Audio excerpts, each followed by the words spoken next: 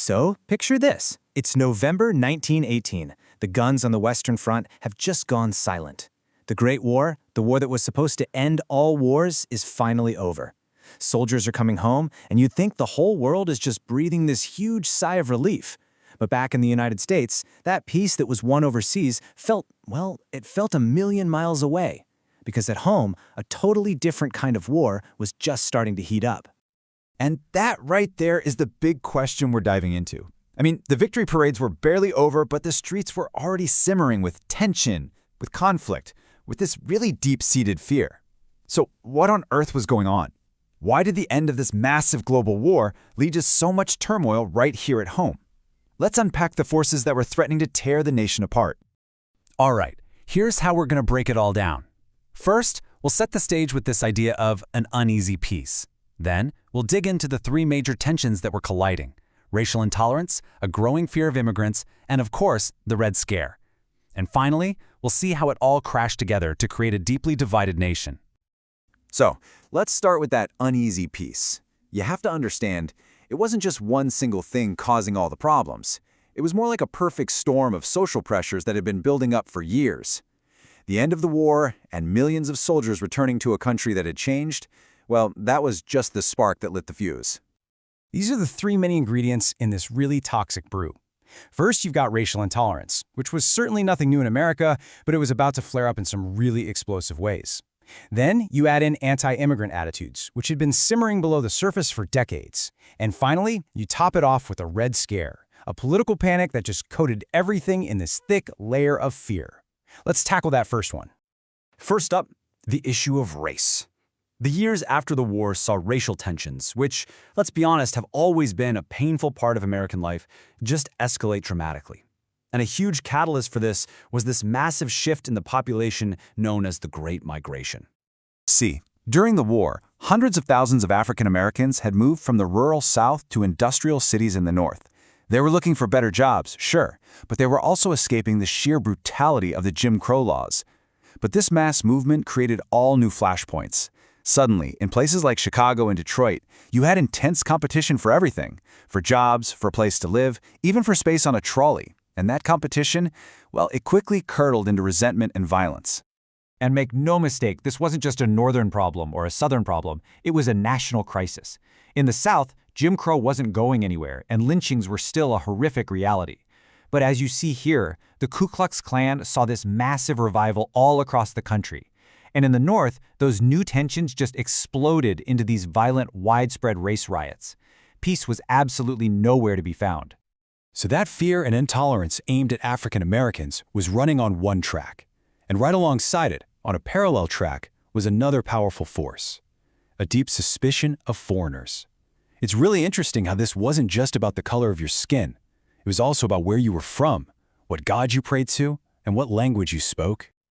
To really get the anxiety of the post-war years, you have to rewind a bit and look at what was happening before the war. The country had seen this huge wave of immigration, but it wasn't from the places people were used to, like England or Germany. This was a wave from Southern and Eastern Europe, from Italy, Poland, Russia. It really changed the face of America's cities, and it created these anxieties that the war would only make worse. And this anxiety, this feeling, it actually had a name: nativism. Now, on paper, the goal was protecting the interests of the native-born. But in reality, nativism was a movement built on fear. It was the fear that these new immigrants, with their different languages, their Catholic or Jewish faiths, and what people thought were radical politics, would somehow poison the American way of life. And right here, you can see the direct line from belief to action. This wasn't just some vague feeling people had. This widespread fear and intolerance got turned directly into government policy.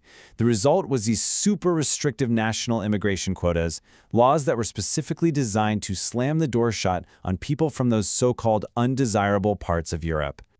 And would you look at that? Here's where we see that ugly overlap again.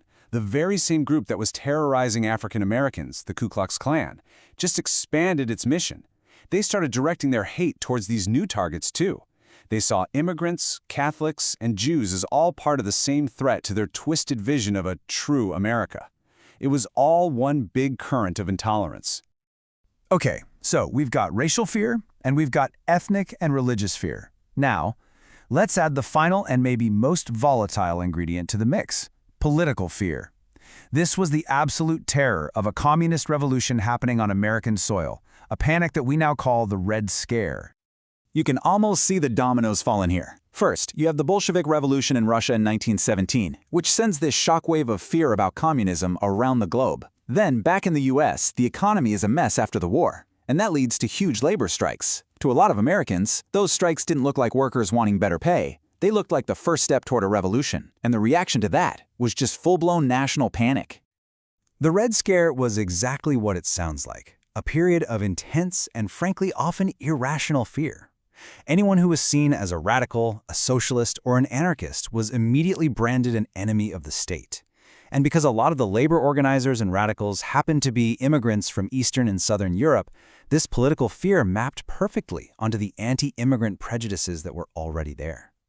And this wasn't just talk. It had devastating, real-world consequences. This fear was weaponized. The government rounded up thousands of suspected radicals, many of them immigrants, and deported them, often with little or no legal process. I mean, just being an immigrant with a union card could be enough to get you kicked out of the country. So now let's bring it all together. We've looked at these three powerful currents of fear and intolerance. The really crucial thing to understand is that they weren't happening in separate bubbles. No, they were converging, mixing together, and feeding off each other to create a deeply and painfully divided nation. The connection becomes so obvious when you just look at who was being targeted. Think about an Italian immigrant at the time. He could be targeted for being an immigrant, for being Catholic, and for being a suspected labor radical, all at the same time. The fears of race, religion, and politics all just converged on the same people. It was like these overlapping circles of hate. And that's really our main takeaway here. You just can't understand the turmoil of the post-World War I era by looking at any one of these things by itself. Racial intolerance, nativism, and the Red Scare created a vicious feedback loop. Fear of one group fueled fear of another, which in turn fueled the first one. It all led to a society that, even though it was finally at peace with the world, was truly at war with itself.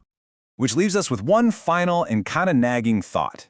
When you look at this perfect storm of fear of the other, fear of economic change, fear of new ideas, you just have to ask, how do the anxieties and the divisions of a century ago continue to echo in the conversations and the conflicts we're still having today?